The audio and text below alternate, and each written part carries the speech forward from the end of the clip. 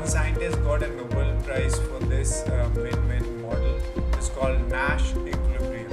It's famous economic theory, the Nash equilibrium. You can do a research on it, and this is it's about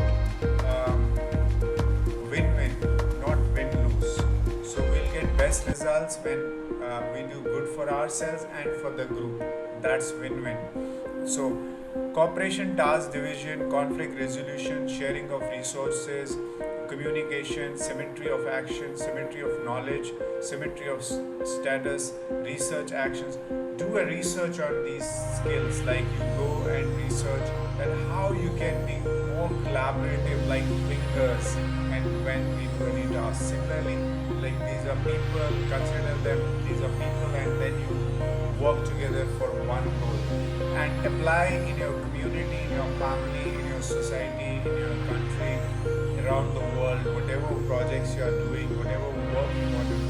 Collaboration is crucial. It is accepting differences, diversities, and making everyone together for one goal and achieving that